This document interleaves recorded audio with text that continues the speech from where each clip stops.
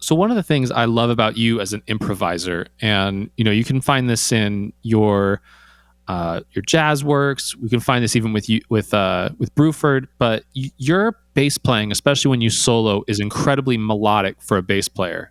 I find you. I find a lot of bass players don't have the sense of melody that you do when you solo. Uh, How do you develop such a strong melodic vocabulary as a bass player? well, it was an interest of mine. Again, my influences in that area aren't bass players because I don't think too many bass players have examined the harmony of music in the way that I wanted to. So to get that way, I spent a long, long, long time practicing solos that I transcribed. I don't know if you can see this. Yes. Yeah. Oh And wow. this is one of 9 pages of one transcription. I've got dozens of them.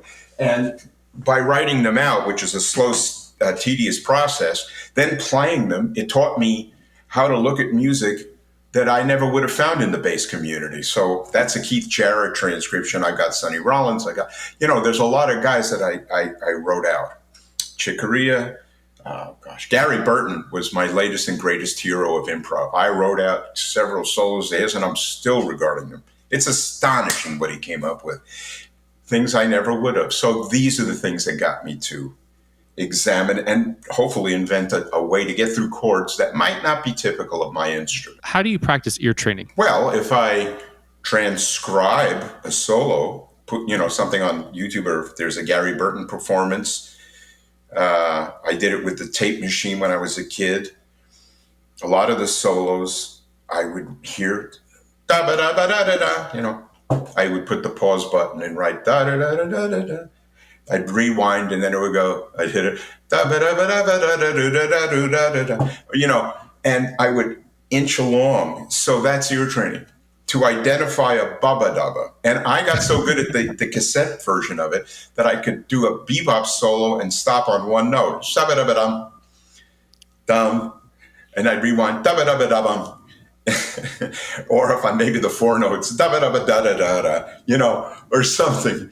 And it's a developing. It's how do you get good at shooting hoops? How do you get good at, playing tennis? You got to play tennis terribly and then improve steadily. And that's how you practice ear training, is by you listening to music and rhythm and the such, defining what it is by ear. And that's a development of ear. I mean, my ear is great. My ear is better than my bass playing is. That's one of the only gifts, and it's nothing I can show. You can't demonstrate, except for playing. I hear things, huh? Oh no, you're agreeing with you. Yes, sir. Yeah, it's one of the things, But the other day I was listening to Chopin's.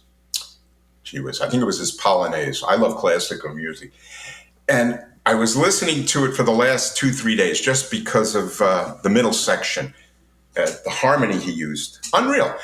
And the other day I was talking with my wife, and I said, "Hold it." And gosh darn it, I could hear that Polonaise in my head like I was sitting in a concert hall. And I've done this since I'm a kid. And I said, "Excuse me." And I went upstairs and shut the door, laid on the bed. And I had to sit there and hear it all the way out to the dum dum dum dum dum. And then I went downstairs and continued my conversation with my wife.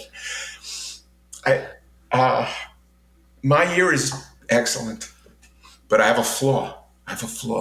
Okay. What's the flaw? I can hear dum ba dum ba dum, and the minute I stop and I go dum ba, let me just see if I can get those notes. The moment I stop to isolate this thing and try to write it out, it's gone. I've had that all my life too. It's almost like a tease, tease. You know what I'm saying? Dum ba dum ba dum. I can't write that out because when I start to think about it, it goes away. It stops. It literally stops. Okay, so hold on. Let's step back. So is it the when you start thinking about it, like too much? Is that what you're talking about? I guess I'm confused about what the drawback is. Well, the drawback for me is that I can sit there in a concert hall in my mind. I did that with Beethoven's Ninth once. But as soon as I go, I can hear the harmony go by. But the minute I stop it in my head to figure out what was being done, it's gone. I can't identify it. It's like Oh, I'm okay. sort of at a parade watching stuff go by. But the minute I stop to look at that float to figure out what the colors are, the float disappears. And that's a kind of a tease to me, Mhm. because that's what Beethoven, all the greats had. It's a DNA infused ability to hear music in his head and go, and I tried this all my life and I can't do it. I need a piano and I have to do it this way or record it or some such a thing. And so it's a weird ability. I can hear things, remember them, play them in my head as if I'm sitting listening to somebody perform or an orchestra or anything. I used to live in Manhattan as a kid, well, young musician. And in those days, in the summer, the subway windows were open because they didn't have air conditioning in the cars. And if you went from, I can't recall, 42nd Street to 72nd Street, it might be, the trains were roaring down the tracks and there was a kind of sound. And one day I heard a chorus singing in the of the air. And then I listened and then I started to manipulate it. So if I could hear a melody, la da da boo da da da, I'll hear singers in that air rush singing it. And I could control the pitch in my mind where I could hear it's nutty stuff, it's nutty, but I could hear music in that manner. Does that make sense? Yeah, absolutely. Yeah. What I a think weird, that's weird thing. I think it's really cool. I can relate to the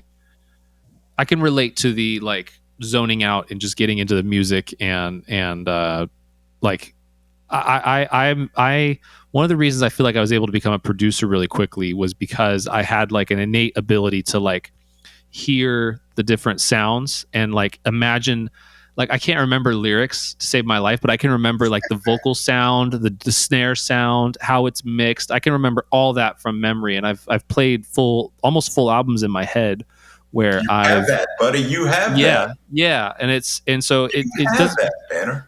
So it's maybe not necessarily for ear training, but for production wise, like I can hear like, oh, okay, well he used a Fender Strat, plugged it into a 4x12, I could do that kind of. And it's really cool. It's a very fun skill to have.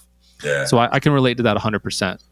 Well, I'm impressed with that. I mean, that's really an impressive thing. Yeah, the sense of harmony and melody is impressive, and you can do that. I'm impressed, man. Oh, well, thank you so much. I'm impressed with yours. I'm more impressed with yours. I wish I could do the ear training. Well, the ear training isn't hard. I mean, you have a means to slow the. There's a, what do they call that? A sprocket settings. If you go on YouTube, you can slow it down to 0.75. Yes. Yeah. And then you could review it, or 50. That gets sloppy, but Yeah. especially because when I did it with Gary Burton, I would do it at real tempo. I can transcribe at real tempo, but because of the sound, I'd have to slow him down so I could hear the separation of pitch sometimes. Yeah. But you could do that. You could do that. Just you could do that. All right. Well, I'm doing it. I'm doing it after this. You got me. You called me out. I got to do it. I called you out. You know because you are who you are. That's how you know. Absolutely. So,